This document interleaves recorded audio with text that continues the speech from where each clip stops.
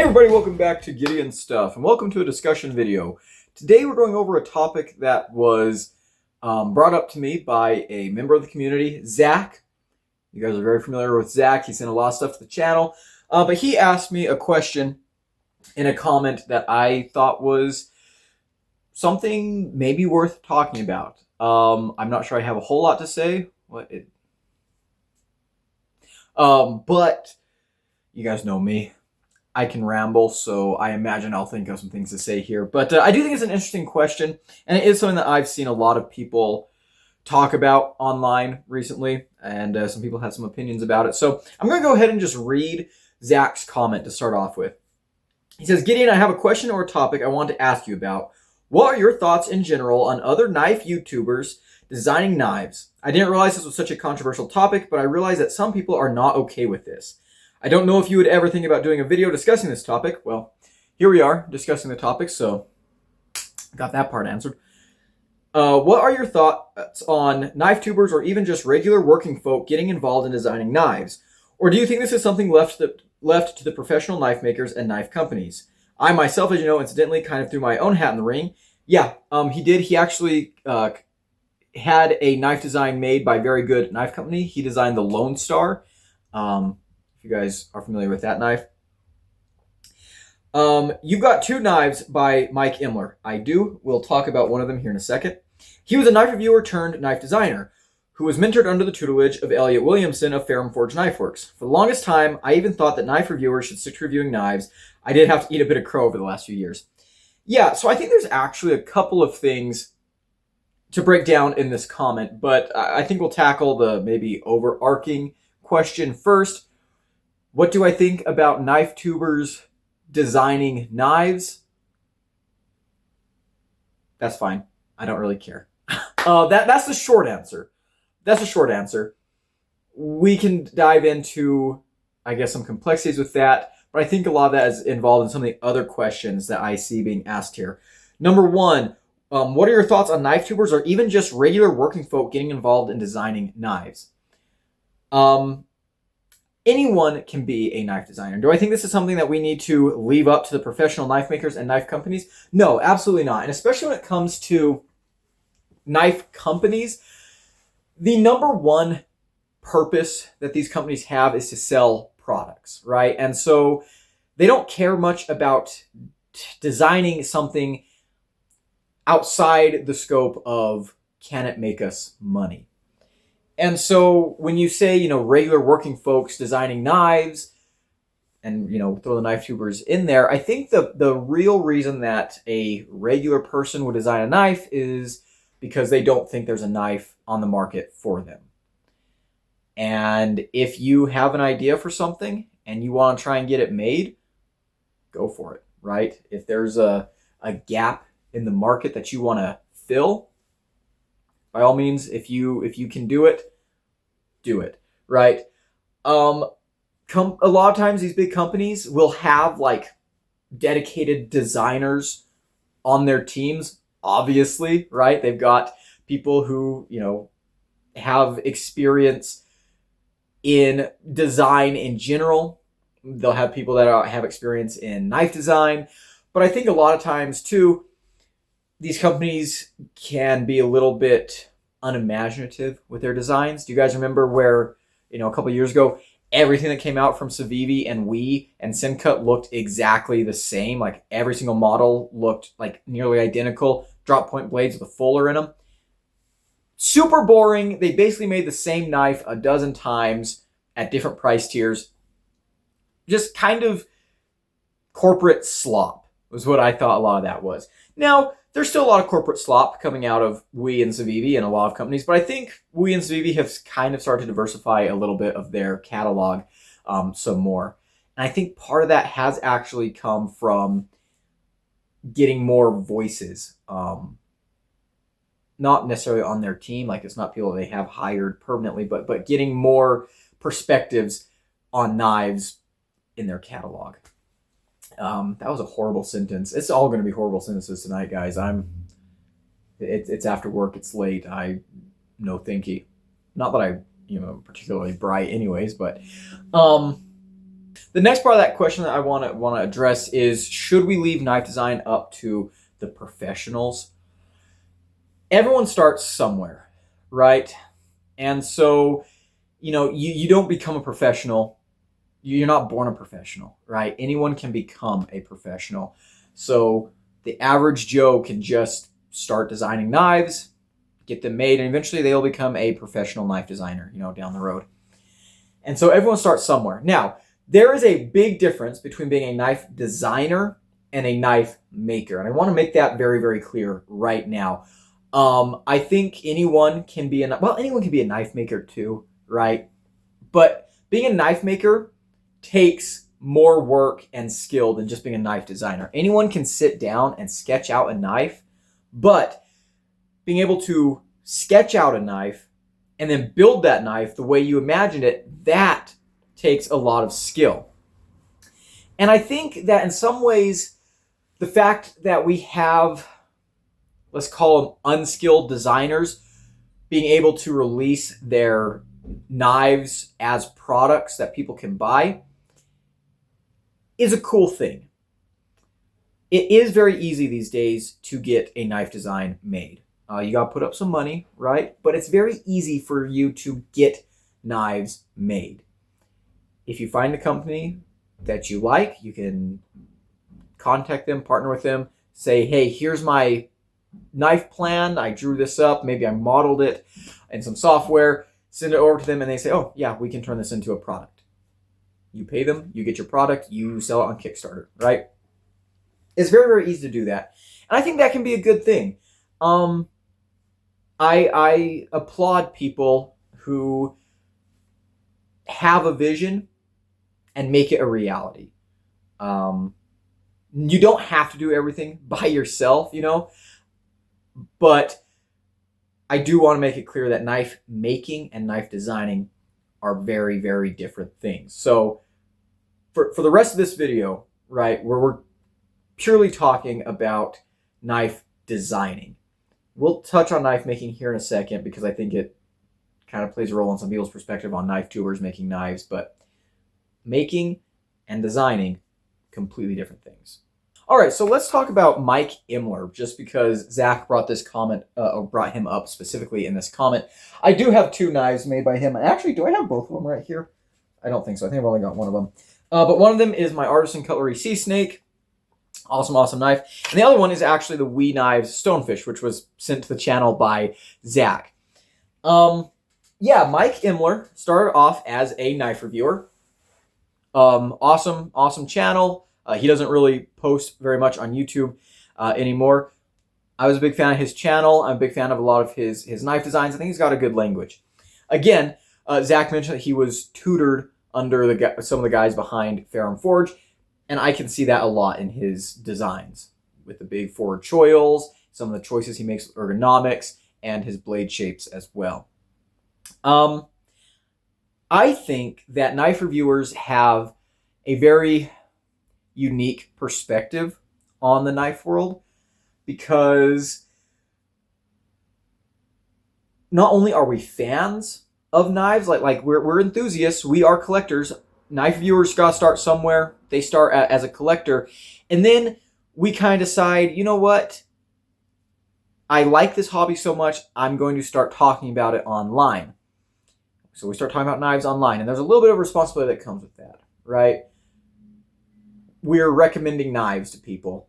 What we say might influence how someone spends their money. Some people take that more seriously than others. Some people decide that that's their calling to be a salesman. We talked about that in a video a couple of weeks ago. I'm not going to rehash that here, but knife reviewers have to think about a couple different things, right? Not only does this knife resonate with me? Do I like this knife? But we have to kind of think about, okay, what are some things that other people might like about this knife? What are some things that other people might not like about this knife? Even if it's something that I don't really care about, how's the value? How's the fit and finish? Like blah, blah, blah, blah. We think about knives in a lot of technical ways, but also a lot of very emotionally motivated ways. If we weren't emotionally motivated, we would not have started the channel in the first place. In most cases, I think. And I think that that perspective does lend some validity to the transition into a knife designer. I am not a knife maker. I have made knives in the past. They're not very good. I've shown some of them on the channel before. I've experimented with making knives, stock removal and blacksmithing. Stock removal is, if I ever go back to making knives, that's going to be the medium that I do it through. But I spend a lot of time thinking about knives. Even though I'm not a maker, I spend a lot of time thinking about how knives are made, and I spend a lot of time obsessing over details. As a reviewer, I pay attention to small details. With this knife right here, I really admire a lot about this knife. Mike Imler designed this to be kind of a knife for soldiers that was not just a fighting knife, it was also a very usable tool around camp, around base, whatever. I think it's great. We've got some fighting knife, style design choices. Oh my gosh, guys, words. Such as this angled spot for your thumb in the reverse grip, but it's also a great size, and it's got good ergos and a great geometry for day-to-day use. I really respect this knife, and I can tell that a lot of work went into designing this knife. And so because I spend so much time critiquing knives, I do also spend a lot of time thinking about what I would do differently on a knife. I think I spend a lot of time thinking about, oh, this knife is so close to being perfect, but I would change this. Or, oh, this knife is terrible. I would have done this, and this differently. And I think that that's normal, right? I don't think that's necessarily just a reviewer mindset. I think a lot of people can think about, what they would do differently with a knife design. Everyone has their own preferences. But especially as a reviewer, you pick up almost, I guess, maybe a sense of authority. I don't know. Where it's your mission to find these little details, to pay attention to the small things. And so you start thinking a lot about those small things. I will probably never get a knife designed. It's not something that I'm like seeking out. Maybe it'd be cool. It's just not something that I'm interested in doing right now. I don't have money to put up for something like that. But I do a lot of knife drawing. So here I've got one of my little sketchbooks, and I made some shorts about this in the past. Let's find. Here's a drawing I was working on the other day. That one's not finished. It's a little ceratopsian. Here's a little fixed blade, EDC fixed blade that I designed. Here's a weird little folder. These are very, very rough sketches. Let me go find some of my skulls. Go find some ones where I've got a little more info. But these are not like knife designs I ever plan on getting produced. These are just things that I draw for fun because I think about knives a lot. I like knives and I like drawing, so sometimes I draw knives. Right? It's just fun for me. And I think it's the same way that I'm a big Star Wars fan, right? I've also got some sketchbooks. Not so much anymore, but especially back when I was a teenager, I draw a lot of pictures of Star Wars characters. I know people who write fan fictions that they post online. It's not that these people ever think that their fan fiction is going to become canon to the Star Wars universe. It's not that they think that they're going to, be found by the executives at Lucasfilm, and then they're going to get a call one day and it's like, oh, we want to make your little fan fiction into a movie. That's not what people who write fan fiction are thinking about. They're just engaging with something that they really enjoy in a way that kind of makes sense to them. Then they can share with other people. Now, if someone is a huge Star Wars fan and they grow up and, they decide that they want to try to go into movie making and they get landed a part directing a Star Wars film, that can be a great thing because they have a love for the franchise and because they have an understanding of the lore and things like that. They can make a great movie. And I think the same could be said of knife tubers turned knife designers. Sometimes you just scribble a knife down. on a piece of napkin. Sometimes you just scribble a knife in your sketchbook while you're bored. And then maybe something happens and you get the opportunity to make that knife a reality. And so you pour time, money, effort, love into making that knife a product that people can buy. And it could be a really good product. Because you're a knife reviewer, you know what people want. You've got a direct connection to the knife buying audience. I think sometimes the big companies lack that direct connection to their consumers, right? As knife reviewers, we have that direct connection. You know, a lot of reviewers are kind of like the middle ground between the general audience and the makers, the companies. You know, company sends them knives and stuff, they review it, and we look at it and we're like, oh yeah, this is something I want to buy, this is something I don't want to buy. A lot of reviewers will tell companies, you know, hey, this is a cool knife, you could change this. Hey, this is what's popular right now with people. Hey, this is what people would like to see out of you. And so as a YouTuber, you can kind of skip that process and take everything that you've learned from all the hundreds of knives you've handled and talked about, taken, you know, inspiration from all the thousands of comments you've read, and make something that's really, really cool and appeals to a lot of people. And so I don't have a problem with knife tubers becoming knife designers, because I think that a lot of them have something truly valuable that they want to bring to the market. They see that there's something that maybe is lacking. Maybe they want to bring something that they don't think exists to the market. They want to make a knife that they wish someone else would make. And, you know, they know what people want, so they can bring that to their product. And so I think that those are all great reasons for a knife designer or a knife tuber to become a knife designer. Now, why do so many people have a problem with it? I think it's kind of simple. I think a lot of people assume that knife tubers design knives because it's like another way to make money. A lot of people accuse a lot of knife tubers of being shills and, you know, oh, you're only in it for the views and the money and blah, blah, blah, blah. And maybe that's true of some people. I don't know. I can't read minds. But I think that's kind of a silly argument or silly stance to take, because number one, even if they are just doing it for the money, I mean, gosh, people need money, right? You got to eat. So, you know, even if they are making it for the money, if it's a knife that people are buying, then I guess they're just winning. You know, there's not really much to be said. But the other thing is that I think there's a lot of people that just genuinely want to make knives, and they happen to be knife tubers. And I think that that's the other thing that gets people riled up, is they think that it's way easier to get a knife design made as a YouTuber. You know what? That's probably true. That's probably true. If you reach a certain level of, I don't know, success. I was going to say fame, but I don't know, success. Yeah, you might have friends in the industry, or you might have companies reach out to you and be like, hey, we want to design a knife with you. Or you can just reach out to someone and say, hey, you know, I have this knife design. We Knives, you want to help me make it? And We Knives might say, yeah, you know, let's do it. And maybe you have to put up money for it. Maybe not. I don't know. But I think some people might think that it's like an unfair advantage. I think people might think that it's like industry plants, you know?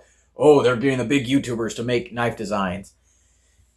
And I think that is based in jealousy, maybe. Again, anyone can get a knife made. It just takes money.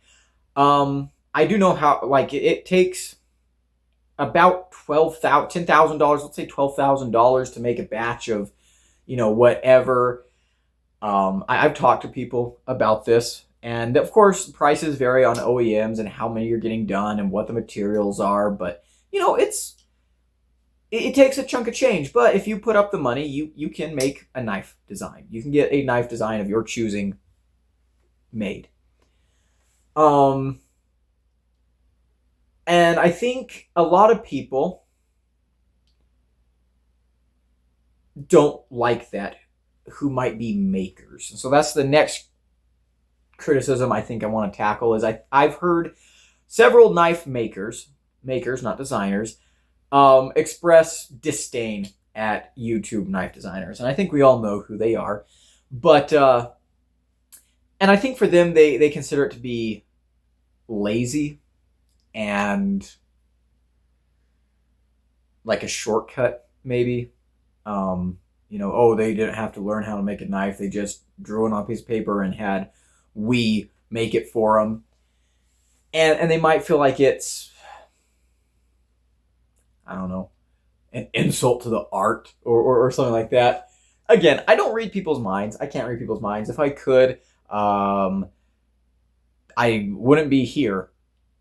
I'd probably be dead, honestly. Actually, I'd probably be dead. If I could read people's mind, I'd probably just like throw myself into the ocean. That sounds like a horrible, horrible thing. But anyways. But yeah, I think that some knife makers think that maybe the influencers are starting from a different position, right? If you're someone like Hinderer or Medford, you had to build your reputation, right? You start making knives, you're a small company, you start selling your knives, you had to build up a reputation before you could get to where you are now. Meanwhile, influencers don't have to go through the process of learning how to make knives and, go through all the trial and error of, failing over and over again until you figure out the kinks, breaking tools, buying tools, investing thousands and thousands of dollars, basically making no profit for years and years and years until you get that name recognition and you can start selling products. Influencers don't go through that. They kind of start at the end. They have that name recognition. They have an audience of thousands and thousands of people. And so if they design a knife with we or someone, they're kind of jumping to the end of the line. Their knife design doesn't have to be, or they don't have to know much about knife making to draw up a design. What mistakes there are in their design will get smoothed over by we or the other or whatever company is making the product for them.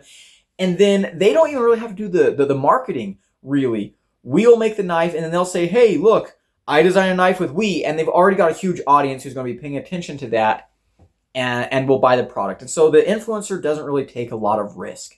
They came up with a cool idea. They sent it to an OEM. OEM made it. People buy it, or they don't. The influencer hasn't put money, time, energy, investment into that product, really. And so I think that can rub some makers the wrong way because they see people who are making knives at basically zero risk. And I think that's kind of a crotchety way to behave, honestly. Like, just because I don't have any banana pudding right now doesn't mean I wish no one else had banana pudding, right? People do things differently, and if you're where you're at because of hard work, awesome. If you're where you're at because of, I don't know, less work, that's still fine, I guess. And it's not like, running a YouTube channel, building up an audience, that does take work. That does take a lot of work. And, not taking anything away from influencers and guys that built up big channels. But when they design a knife, they have considerably less risk involved than a legitimate maker. Now, circling back to kind of the very beginning, how do I feel about knife tubers designing knives? I don't really care. You do you, boo, right? Am I into knife tuber knives? No. Not really. The Imler, I've got the Imler. I have, I guess maybe the Baby Banter designed by Ben Peterson might count as a YouTuber knife. I don't know. I don't have a whole lot of other YouTuber knives I can think of off the top of my head. And to be completely honest, it's because a lot of them just don't interest me. I think the closest knives interesting me. Oh, I guess I've got a couple of the Exodus knife and tools, designs. Those are pretty cool. Very good knife company, but he was a maker before he was a YouTuber, so or stuff like that. Anyways, like Metal Complex's Excalibur design is cool, but it's not really my thing. I'm not that interested in it. Neve's knives make some cool knives. I think his knives are probably pretty awesome. I'd love to test one and review one, but it's not like it's something that I'm like seeking out. I don't really feel like I need it. There's been other knife tubers that have made knives. Best Damn EDC had a collaboration with Civivi. I'm not real interested in his knife. Wayne Sharp World had a design with Fossteed, and I thought that was a pretty forgettable knife. And nothing against these YouTubers, right? Zach in the Wild has the Yonder out with Civivi, and I gotta be completely honest, it's one of the most boring, ugly knives I've ever seen. I'm not interested in it. I'm sure it's a fine knife. I'm sure it's even a great knife, but just not interested in it. I don't think it's that new or exciting. But then you have knives from YouTubers that kind of went all in, and this is a knife tuber knife I do own. I own a couple of Devo knives, and what I think separates Devo knives from a lot of these other YouTuber made knives is that Kevin like paired up with an established designer, and they started their own brand. And I think that's kind of cool. You know, they went all in. You know, they both put up a lot of money for that. You know, they've got their knives being made by a bunch of different OEMs. It's not like they're making these themselves in a shop or whatever, but they are, you know, running a company. And I do respect that. I really do. And I do feel like they decide to start their company because, you know, Lefty EDC was passionate about knives, and he wanted to make knives that he was making knives that he wanted other people to make, but they weren't, right? And so he stepped in to do it. And I respect the heck out of that. And they've got a very, very strong design language. I like a lot of their knives. I try and support them when I can. I think that's cool. I think that's really, really cool. I think, again, that's a great example of a natural progression from knife reviewer to knife designer. And again, they're doing something different. It's not like they're, you know, designing a knife that's going to be marketed and sold by Kaiser. They're designing knives. They're having OEM by these other brands, but then they are selling them themselves, right? It's their brand. And so I think that's pretty cool. I do like Devo knives, and I think that's one of the best examples of, you know, like a knife tuber turned designer. And of course, it's not the only one. There's a bunch out there, right, at varying levels of the industry. But yeah, I think that the Devo knives is wonderful. I think that's great. But yeah, will I ever design a knife? No, I don't think so. Again, I do have like all my sketches, but that's just for fun. That's just because I like to draw and I like knives, so I'm going to draw knives. I might get into making knives again. Probably never going to sell them. I don't really have the tools or equipment to do it, so it's not something that I plan on doing a lot of. But as far as other people go, like, yeah, go for it. Go for it, knife tubers. I think there's good reasons for a knife tuber to become a knife designer. Again, they've really got their finger on the pulse of the knife industry, and so they can come out with some absolute bangers. I know a lot of people are kind of like up in arms about knife tubers. I think I've identified some of the reasons why. I don't think a lot of those reasons are valid. Like, you know, why be mad at someone for doing something? If you hate it that much, just don't buy their product, I guess. But yeah, I think that's pretty much all I have to say about this topic for now, guys. You tell me, chime in the comments below what you think. Zach, hopefully I answered your question with this. But yeah, we've made a half-hour long rant video, so it's a good evening done. Anyways, big shout out to my channel members at a cowboy level. I appreciate everything you do for the channel. If you want to become a member and support me directly, there's a link down below. As for the rest of you hooligans, if you enjoyed the video, leave it a like, comment below, and subscribe. I've been Gideon, and I'm going to bed. Adios.